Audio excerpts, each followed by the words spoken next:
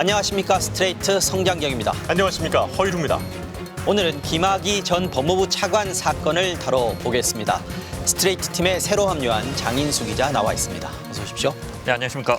자, 장 기자, 김학의 전 차관 최근에 대법원 판결이 나오면서 다시 한번 언론의 주목을 받았는데요. 워낙 유명하죠? 네, 김학의 전 차관. 검사장을 지낸 고위 검사였고 2013년엔 박근혜 정부가 출범하면서 법무부 차관에 임명됐습니다. 그런데 임명되자마자 세간을 떠들썩하게 했던 동영상, 이른바 별장 성접대 동영상 문제가 터져나왔죠. 윤중천이라는 건설업자가 유력 인사들을 별장으로 불러 성접대를 하고 동영상까지 찍어놨는데 그 동영상 속 인물이 김 전 차관이라는 의혹이 제기된 겁니다. 결국 김학의 씨는 차관 임명 엿새 만에 물러났습니다. 이후 경찰이 수사에 착수해서 동영상 속 인물은 김 전 차관이 맞다 이렇게 결론 내렸고 특수 강간 등의 혐의를 적용해 사건을 검찰에 넘겼습니다. 하지만 검찰은 이후 두 차례에 걸친 수사에서 모두 김 전 차관을 무혐의 처분했죠. 그러다 정권이 바뀐 뒤 2019년에 검찰이 3차 수사에 착수합니다. 그런데 이 3차 수사를 앞두고 김 전 차관이 심야에 해외 출국을 시도하다 출국 금지를 당하게 됩니다.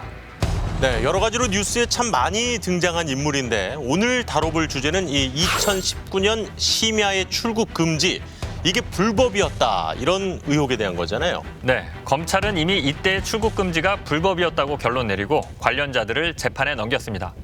그럼 먼저 2년 전 김 전 차관의 출국 금지는 어떻게 이루어졌는지 그 현장부터 짚어봤습니다. 2019년 3월 23일 새벽 5시 인천국제공항. 모자에 선글라스까지 쓴 김학의 전 차관이 공항을 빠져나옵니다. 성접대 의혹 인정하십니까? 소환조사에는 왜 부르가시나요?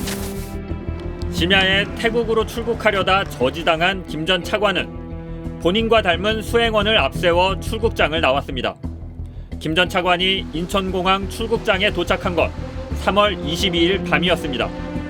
별장 동영상과 뇌물 혐의 등에 대해 검찰 과거사위원회의 진상조사가 진행되고 있었고 불과 나흘 전 문재인 대통령의 진상조사 지시가 나왔던 시점이었습니다. 사회특권청에서 일어난 이들 사건의 진실을 규명해내지 못한다면 우리는 정의로운 사회를 말할 수 없을 것입니다. 김 전 차관은 인천공항 현장에서 한 저가항공사의 태국 방콕행 비행기표를 구입했습니다. 새벽 0시 20분에 비행기 탑승 예정이었습니다. 이름 없는 저가 항공사로 가서 이제 현장 발권을 하셨고, 그리고 이제 또 유인 심사대가 아닌 자동 무인 심사대를 거쳐서 출국 시도를 하셨던 것이죠. 김 전 차관이 출국 수속을 시작하자 인천공항 출입국 관리소 직원들은 즉시 상부에 보고했습니다. 금요일 밤 현장 발권을 통해 기습적으로 이뤄진 출국 시도. 당시 검찰 과거사위 진상조사단에 파견돼 있던 이규원 검사는 출입국 관리소에 연락을 받고 심야에 영등포에 있는 집에서 서울 동부지검으로 이동했습니다. 도착한 시각은 밤 11시 55분. 이 검사는 동부지검 도착 불과 10분 뒤인 새벽 0시 5분 인천공항에 긴급 출국 금지 요청서를 보냈습니다. 그리고 새벽 0시 10분 긴급 출국 금지 조치가 내려져 출국을 막을 수 있었습니다. 김 전 차관이 비행기에 탑승하기 불과 10분 전이었습니다. 김 전 차관은 2주 뒤 돌아오는 항공편을 예약했다며 결코 도피할 의도가 없었다고 주장했습니다. 하지만 사실상 야반도주를 시도했다는 비난이 거셌습니다.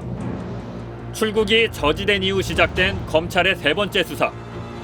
2019년 5월 검찰은 별장 동영상에 찍힌 성접대 그리고 사업가들에게 금품을 받은 혐의의 뇌물죄를 적용해 김 전 차관을 구속 기소했습니다. 2013년과 14년 두 번의 수사에서 모두 무혐의 처분한 것과는 다른 결과였습니다. 1심에선 무죄가 나왔지만 2심에선 징역 2년 6개월의 실형이 선고됐습니다. 그리고 1, 2심 재판부도 모두 별장 동영상 속 인물은 김 전 차관이 맞다고 확인했습니다. 그런데 지난해 12월 김 전 차관 출국 금지 과정에 불법이 있었다는 제보가 국민의힘 측에 접수됐습니다. 2013년도 사건 번호를 기재한 출금 요청서로 출국을 막았고 몇 시간 뒤 행정처리 차원에서 긴급 출금 승인 요청서에서 있지도 않은 2019년 내사 번호를 찍어서 허위의 공문서를 작성한 걸로 드러나 있습니다. 국민의힘은 검찰에 수사 의뢰했고 검찰은 곧바로 수원지검에 수사팀을 꾸려 빠르게 수사에 착수했습니다. 긴박한 상황에서 김 전 차관을 출국 금지했던 이규원 검사.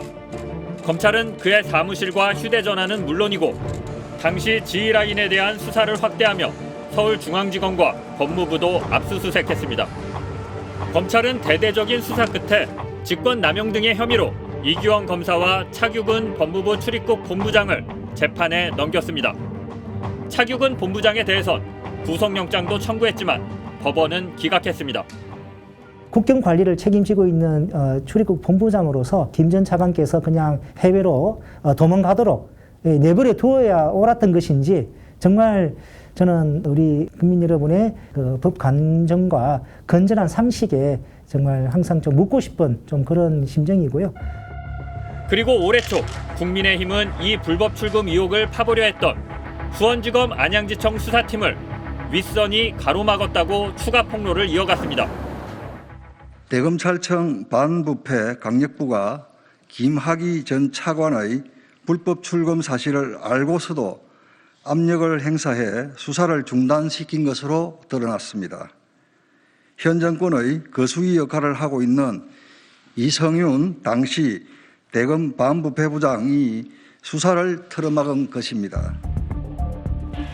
수사에 착수한 수원지검은 이성윤 현 서울고검장도 직권남용 혐의로 재판에 넘겼습니다.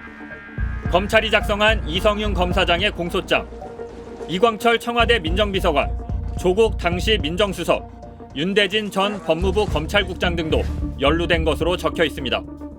이들이 모두 김 전 차관 출국 금지에 대한 수사를 막는 데 관여했다는 내용입니다. 이 공소장은 기소 하루 만에, 그것도 이성윤 고검장이 받아보기도 전에 언론에 유출돼 대대적으로 보도됐습니다. 다시 보니까 2019년 3월 22일 이날 밤부터 다음날 새벽까지 정말 상황이 긴박했네요. 네, 만약에 1, 20분만 출금 조치가 늦었다면 김 전 차관은 그대로 출국할 수도 있었던 상황입니다. 성공적으로 심야 출국 시도를 막은 건데 검찰은 이게 불법이라는 거잖아요? 네, 그렇습니다. 그러나 검찰이 기소한 부분에 대해서 피고인들은 전혀 문제될 게 없다며 팽팽히 맞서고 있습니다. 양측의 주장을 자세히 정리해봤습니다.